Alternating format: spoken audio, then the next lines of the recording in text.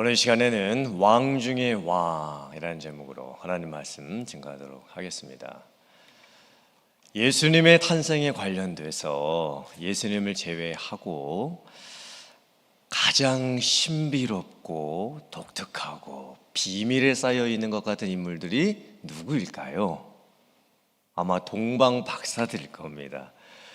신학적으로나 역사학적으로 동방 박사가 누구인지에 대해서는 정확하게 아직까지도 밝혀진 것이 없습니다.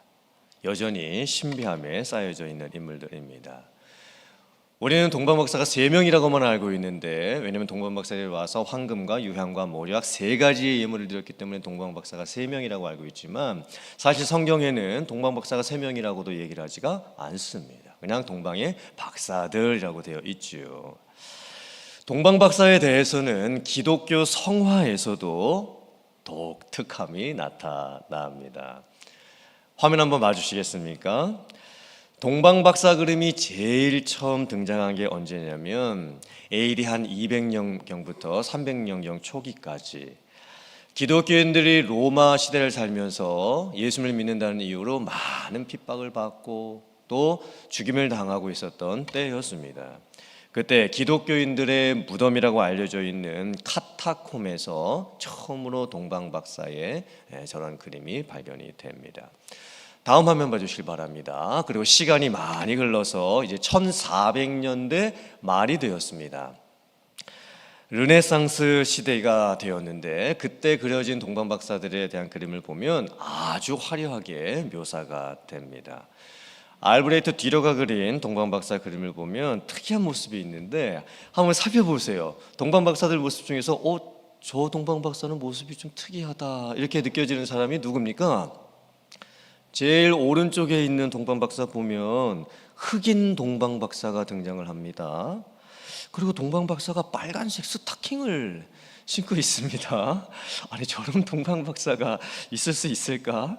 또 동방 박사들 나이도 보면 일부러 가장 앞에 무릎 꿇고 있는 분은 할아버지 노년이고, 왼쪽에 있는 분은 중년이고, 그리고 흑인은 젊은 사람으로 묘사가 되어 있습니다. 왜냐하면 르네상스 시대는 인간 중심, 인간 탐구가 중요했고 인간의 다양성과 화려함을 나타내야 했기 때문에 저렇게 동방 박사를 아주 다양하게 표현을 해놨던 겁니다. 다음 화면 봐주시길 바랍니다. 심지어 르네상스 시대에 어떤 동방 박사 그림까지 등장을 하냐면, 왼쪽에 있는 베노초 고촐리가 그린 동방 박사 그림을 모습을 보면 동방 박사를 3명 이외에도 엄청난 수행원들을 등장을 시킵니다. 즉 동방 박사의 명예, 명성, 권위를 엄청나게 강조를 하게 되는 겁니다. 심지어는 동방 박사들의 얼굴에 당시 이탈리아의 유명한 가문이었던 메디치 가문 사람들의 초상화를 등장을 시킵니다. 지금 메디치 가문의 사람들을 홍보하기 위해서 저 동방 박사 그림을 이용을 하게 된 겁니다. 오른쪽에 있는 그림도 보티첼리가 그린 또 다른 동방 박사 그림인데, 역시나 동방 박사들의 얼굴은 메디치 가문 사람들의 초상화입니다. 즉 자기 가문을 홍보하기 위해서 유명한 화가들에게 돈을 주고 동방 박사들을 이용해서 자기 가문을 홍보하는 그림을 그렸던 겁니다. 르네상스 시대는요, 인간 탐구의 시대였고 인간이 중요하다라고 하는 시대였기 때문에 예수님의 탄생에 관련된 동방 박사 그림이 아니고 예수님이 중심이 아니라 동방 박사가 중심이 되는 그림들이 많이 그려졌습니다. 다음 화면 봐주시기 바랍니다. 시간이 이제 많이 흘러서 1600년대 말이 되었습니다. 이제 바로크 미술 화풍의 시대가 되었습니다. 왼쪽은 르벤스가 그린 동방 박사 그림이고, 오른쪽은 우리가 잘 알고 있는 화가 렘브란트가 그린 동방 박사 그림입니다. 그런데 200년 전에 있었던 르네상스 시대의 화풍하고 이 바로크 시대의 화풍하고 많이 달라졌습니다. 일단 그림이 대단히 소박합니다. 그리고 검소하지요. 그리고 상당히 어둡게 그렸습니다. 그리고 바로크 시대에는 동방 박사들보다는 이제 예수님에게 조금 더 초점이 가게 그림을 그렸습니다. 이제 저 보시고요. 자, 지금까지 살펴본 것처럼 이 동방 박사들의 이야기에 관련된 기독교 그림을 성화를 봤을 때 여러 가지 그림들이 있었잖아요. 그런데 이 그림들이 놓치고 있는 결정적인 것이 있습니다. 성경에서는 강조를 하고 있었는데 이 그림이 기독교 역사 200년경부터 1700년대까지 무려 1000년의 시대를 가면서 이 성경이 강조하고 있는 동방박사 사건의 중요한 거, 그 하나를 그림에다가 잘 표시를 안 해놨습니다. 그게 뭘까요? 생각해 보세요. 동방박사 사건에 있어서 제일 중요한 거, 이건 꼭 그렸어야 되는데 화가들이 안 그린 거 뭘까요? 별입니다. 별. 성경을 잘 살펴보면 성경은 동방 박사들에 대해서 별로 중요성을 두지 않습니다. 그 박사들이 보고 왔던 별입니다. 별. 성경은 별에다가 초점을 두고 말씀을 하고 있는 겁니다. 자, 동방 박사라고 했을 때 박사가 누구인가? 박사는 오늘날에 닥터 디그리가 있는 분들이 아닙니다.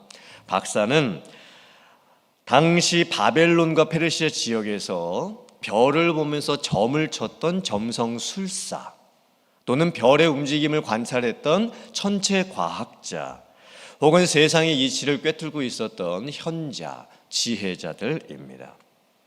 성경의 동방박사들이 제일 처음 언제 등장을 하냐면 다니엘이 바벨론 포로를 끌려가잖아요. 그 바벨론 시대에 동방박사들이 이미 존재하고 있었습니다. 동방박사들이 예수님이 태어나시기 전 무려 600년 전부터 바벨론 지역, 페르시아 지역에서 별의 움직임을 계속 관찰하고 있었습니다. 동방박사들이 하는 일은요, 별 보는 일입니다. 별이 어떻게 나타났는가, 별이 어떻게 움직이고 있는가를 관찰하는 게 동방박사들의 일이었던 겁니다. 그러므로 동방박사들은요, 예수님 탄생 600년 전부터 계속 하늘 쳐다보고 별만 바라보고 있었습니다.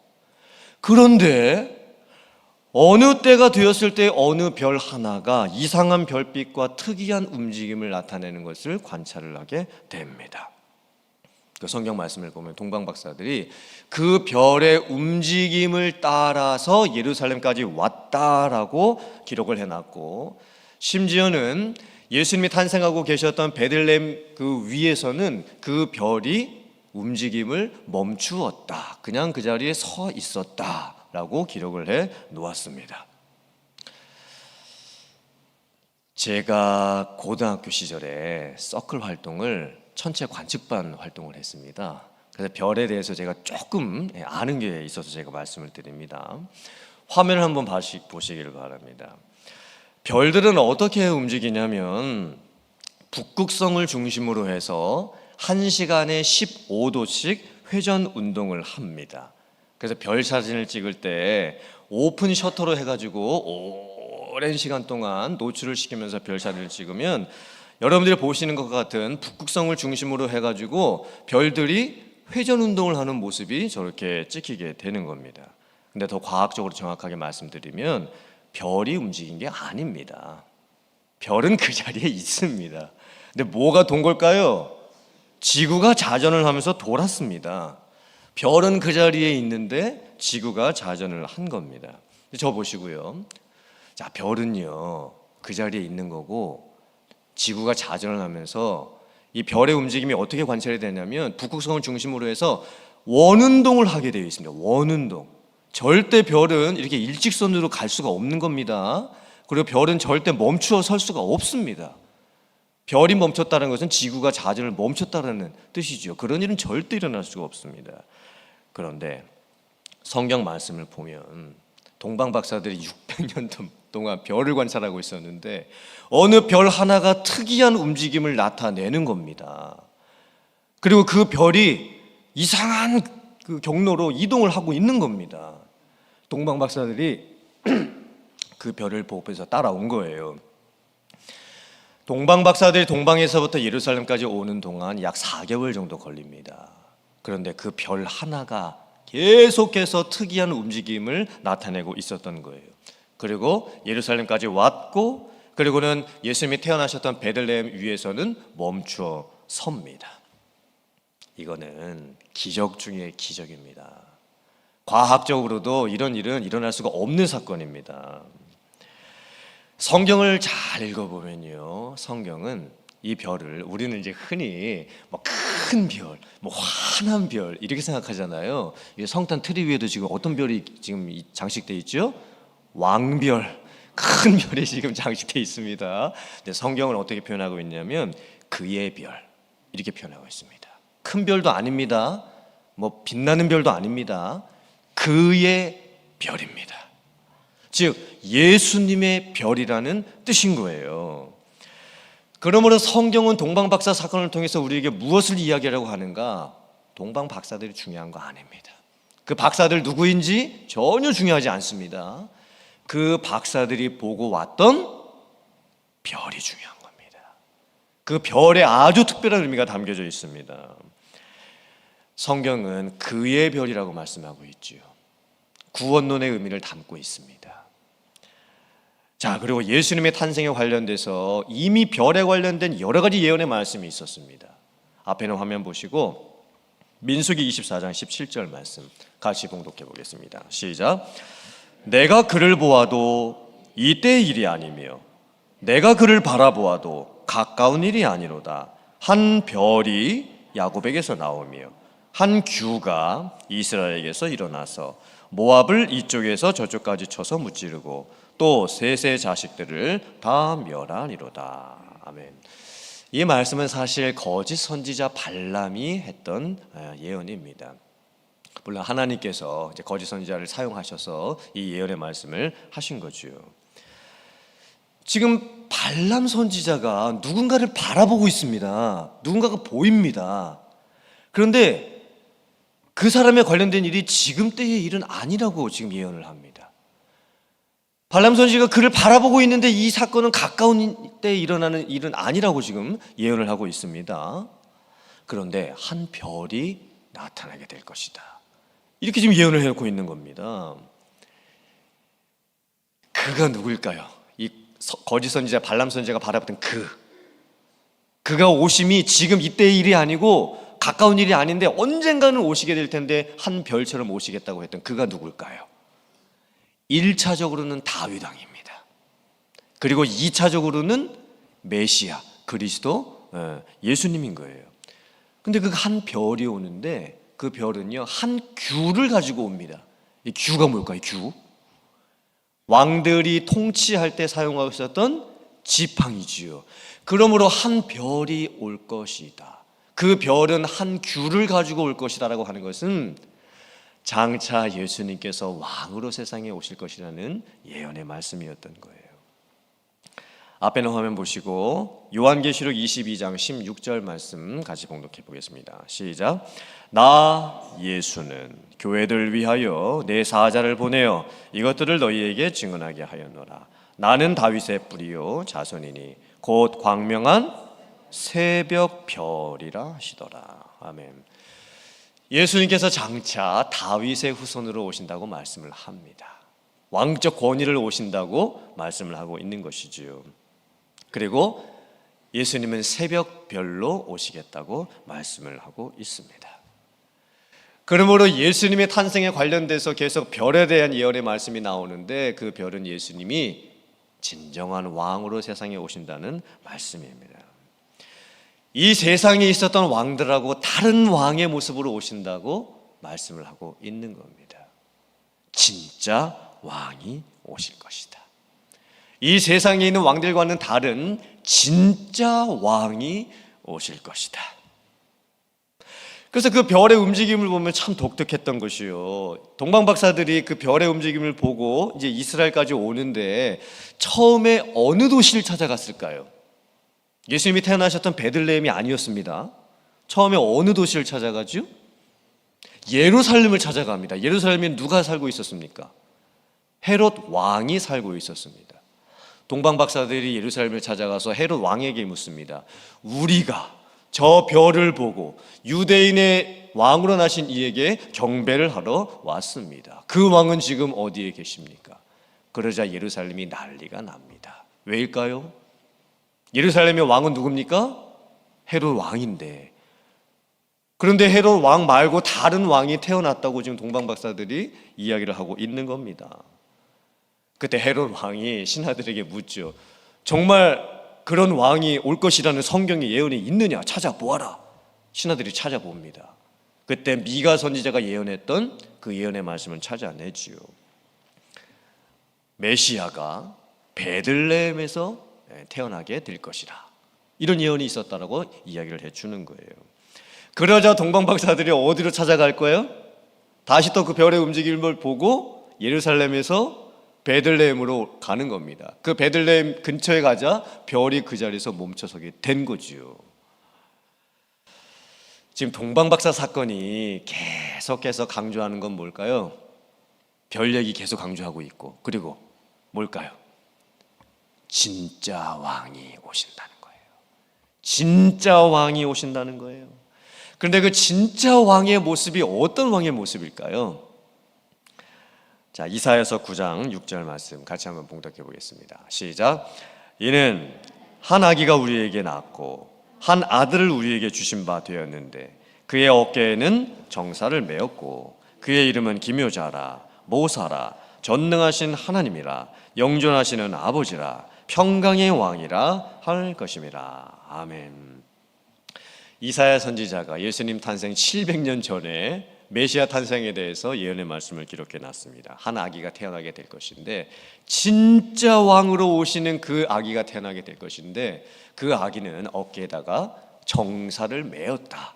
정사가 뭘까요? 이건 실제 어깨에다가 뭘 메는 게 아닙니다. 이 정사라고 하는 것은 통치, 주권, 지배권, 이런 의미를 가지고 있는 거예요. 그러니까 왕이 다스리는 행위를 말씀을 하고 있는 거죠. 근데 그 왕이 어떻게 다스리게 되냐면 기묘하다. 이게 무슨 의미일까요? 원더풀, 이런 뜻입니다. 너무 놀랍다는 겁니다. 그리고 모사라, 이게 무슨 의미일까요? 카운셀러, 지혜자라는 뜻입니다. 한 왕이 태어나서 왕으로 통치를 하시는 모습을 보니까 원더풀, 이 세상에 있는 다른 왕들과 너무 다른 모습으로 통치를 하신다는 거예요. 그리고 카운셀러, 너무나 지혜롭게 통치를 하신다는 겁니다. 다른 왕이라는 거지요. 그리고 그 왕이 얼마나 높으냐면요, 사실 인간 왕들끼리 높아봤자 뭐 얼마나 높겠습니까? 그런데 장차 아기로 오시게 될 그 왕이 어느 정도로 높은 왕이시냐면 하나님과 동등합니다. 영존하시는 하나님이라 칭함을 받는다라는 의미입니다. 그 아기로 오신, 그리고 왕이 되실 그분은 하나님처럼 다스리시는 거예요. 진짜 왕이 오신다는 겁니다. 이 세상에는 예수님 당시나 지금도 다 인간 왕들이 통치하죠. 인간 왕들은 어떻게 통치를 할까요? 권력, 명예, 탐욕을 가지고 통치를 하죠. 백성들이 왕을 위해서 있는 겁니다. 왕이 되면 왕은 백성들을 자기 마음대로 다스리려고만 합니다. 그런데 한 아기가 태어나게 되고 그 아기가 왕권을 갖게 될 때 장차 오실 예수 그리스도께서는 어떻게 통치를 하실까요? 진짜 왕 중의 왕으로 오셔서 통치를 하시는 거예요. 구원을 베풀어 주십니다. 평강을 베풀어 주시는 거예요. 왕이 백성을 위해서 있는 겁니다. 심지어 그 왕은요, 백성을 섬깁니다. 심지어 그 왕은요, 나중에 자기에게 있는 모든 것을 백성들에게 다 내어줍니다. 그리고 마지막으로 그 왕은 뭐까지 내줄까요? 생명까지 내주는 겁니다. 이런 왕이 세상에 어디에 있겠습니까? 지금 성경은 동방박사 사건을 통해서 진짜 왕이 오신다, 진짜 왕이 오신다, 이걸 계속해서 말씀해주고 계시는 거예요. 그러면 오늘 우리들이 이 말씀을 보면서, 크리스마스를 맞이하면서 우리는 이 말씀을 보면서 어떻게 살아가야 할까요? 우리들이 살고 있는 이 세상의 모습을 보세요. 솔직히는 다 모든 사람들이 자기가 왕이 되어서 살고 싶어 합니다. 그렇지 않습니까? 내가 왕처럼 살고 싶어 하는 거예요. 근데 문제는 뭘까요?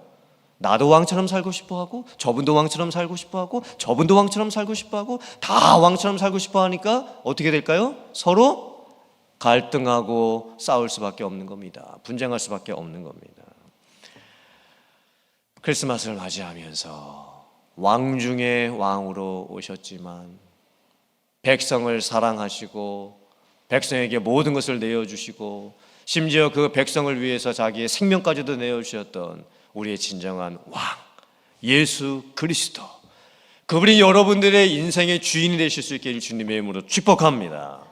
그리고 그 예수님을 닮아 정말 예수님을 따라서 내 왕권 이제 좀 내려놓고 예수님이 내 삶의 주인 되심을, 왕 되심을 고백하면서 우리 또한 다른 사람들을 섬길 수 있는 그런 삶을 살아갈 수 있는 여러분들 다 되시기를 주님의 이름으로 축원합니다. 아멘. 동방박사 사건 이야기를 살펴볼 때 성경적인 의미를 살펴보면 또 하나 중요한 게 있습니다. 왜 동방박사일까요? 왜 서방박사는 없습니까? 왜 북방박사는 없습니까? 왜 남방박사는 없습니까? 왜 꼭 박사들인데 동방박사여야만 하는 겁니까? 왜 그 박사들은 동쪽에서 와야 되는 겁니까?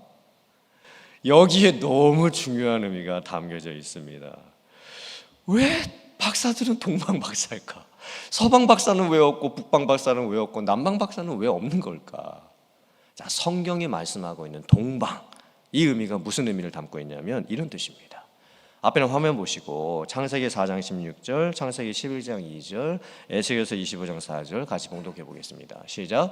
가인이 여호와 앞을 떠나서 에덴 동쪽 노 땅에 거주하더니 이에 그들이 동방으로 옮겨가다가 신할 평지를 만나 거기 거류하며 그러므로 내가 너를 동방 사람에게 기업으로 넘겨주리니.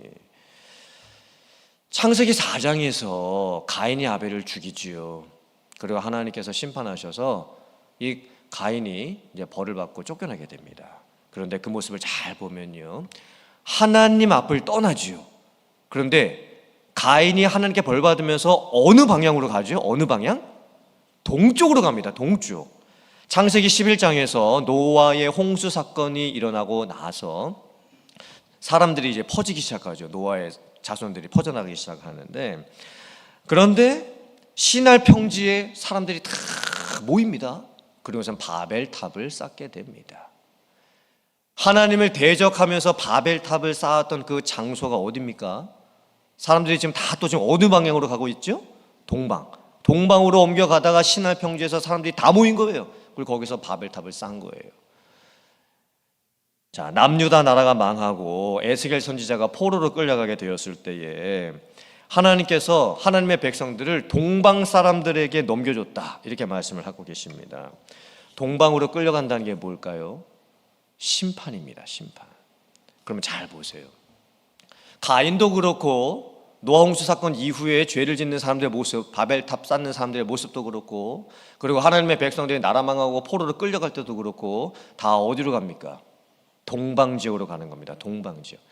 동방 쪽으로 간다라고 하는 것은 하나님으로부터 멀어지는 겁니다.